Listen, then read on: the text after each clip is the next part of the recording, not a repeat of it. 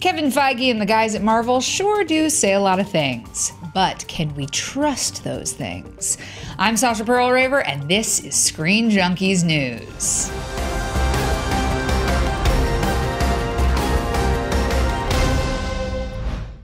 Okay, before we get too far in, spoiler alert for Guardians Volume 2. Okay? Spoiler. Ready? Still here? Cool.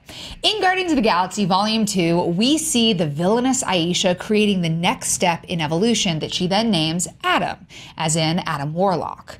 Our first guess was that given his history with Thanos in the comics, he would show up in Infinity War. Well, not so fast. Kevin Feige spoke to SlashFilm about this, saying, quote, Adam is not in Infinity War. That is not a tag for Infinity War, end quote. And then, quote, if Adam appears anywhere in the future, it'll be with Guardians, end quote. But can we actually trust these Marvel guys? Here to discuss with me are Mark Andreyko and Danielle Radford. Okay, so we first heard about the Adam Warlock news, then we started thinking it would make sense. It would make sense with Thanos, right? Mm-hmm. So, do you trust it, Danielle? No, I don't trust it. Those guys like to mess with us, and that's totally fine. Like they are so aware of how much we on the internet and people on social media, folks like us, because it's our job, pour over every little crumb of information we get. So of course we see Adam Warlock at the end of, Guardians of the Galaxy 2, we're going to start piecing it together and putting things together. So it's a great way in case they didn't want to necessarily, spoil that he's going to be in Infinity War. It's like, no, he's not going to be in Infinity War. But they know how to mess with us at this point.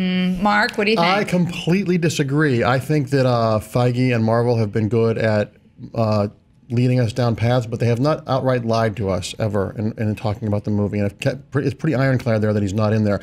I think that since Guardians 3 will be long after Infinity War and probably after Avengers 4 maybe at this point, that with the history of the Adam Warlock character, if they're going to do what is rumored that after the last Avengers movie, a sort of rebooting of it because of contracts and paying people and that sort of thing and expanding the universe, Adam Warlock is the perfect character. Because he has an Infinity Gem in his head. Mm-hmm. So if Thanos is defeated and the Infinity Gems are scattered and he has the Creation Gem, you can use him in Guardians 3 to reshape the universe. And I think there's a lot of really interesting stuff there. My only minor concern is the Adam Warlock story by Jim Starlin from the 70s is such a touchstone and such a great dark story. It deals with, it was the 70s, so it deals with Jim's own issues with Catholicism and stuff, all metaphorically, that fitting it into a Guardians James Gunn movie is going to be interesting to see how they do play with that.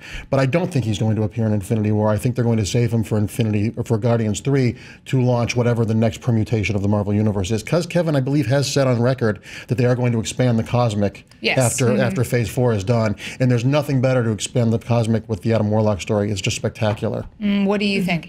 So if it's not Infinity War, Danielle, where would you put him in? I think that you can get him in, if not Infinity War, if not Guardians, I think a Captain Marvel would be a great spot for him.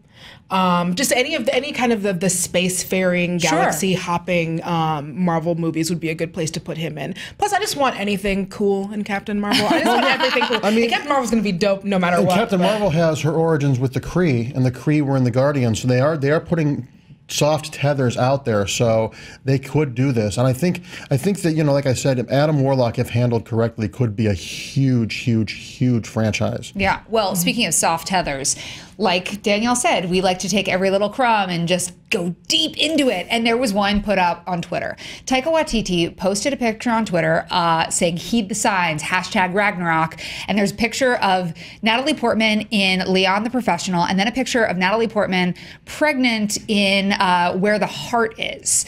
So, first thoughts seeing that photo. Mark, what do you think this means? I think she would be carrying baby Groot out of a Walmart in the Marvel Universe. I don't know. I don't know. Baby Groot. I really don't know. There have been no whispers of her. If she appears in Ragnarok, it's the best kept secret since Josh Charles getting killed on The Good Wife. Spoiler alert from 5 years ago. But you never know. Somebody's going to be all up in your which is just crazy. But it would be really interesting to see her come back, because in the comic book, when Thor becomes unworthy, Jane Foster has the mantle of Thor. And if they're going to do this, if we're going to lose Downey and Evans and Hemsworth after the fourth Avengers movie, I wouldn't mind seeing a kick-ass Natalie Portman in Thor armor taking up the mantle to avenge her lost love. Yeah. As long as Kat Dennings is nowhere near it, I'm good. So Thor Jane is a possibility. What do you think this means, Danielle? You know, I feel like you're right. It would be a huge secret if she wasn't filming, or if she was.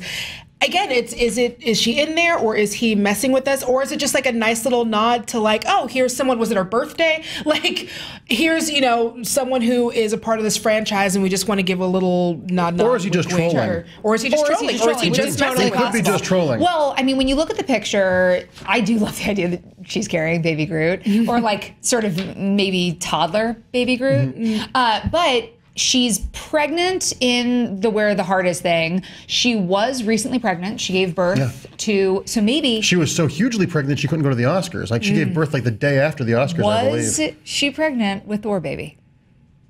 Is it Thor baby Groot? Is she pregnant with baby Groot's baby? What if she's pregnant with baby Groot's baby? Well, that's interesting too. OMG. That's a crazy interesting thing, because you could do, if we're going to go with your theory that she's pregnant with Thor's child, if Thor dies, Ragnarok is all about destruction and recreation and resurrection. So if she was pregnant with Thor's child and she gives birth, they could do a fancy de-aging thing, or an accelerated aging thing, where her child is the reincarnation of Thor to set up new Asgard. Oh, I need to it's called the Writers Guild, and register this now.